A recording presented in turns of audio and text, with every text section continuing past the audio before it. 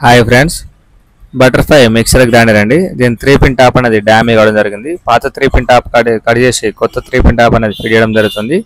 ఇందులో red, black cable రావడం జరిగిందండి. కొన్ని మిక్స్లకు గ్రీన్ కూడా రావడం జరుగుతుంది. ఈ కేబుల్స్ అనేది కొంచెం మెల్ట్ చేసుకోవాలండి.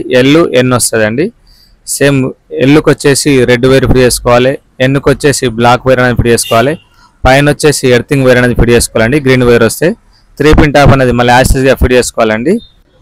మీకు గనుక ఎవిడెన్స్ లైక్, షేర్, సబ్స్క్రైబ్ చేసుకోండి.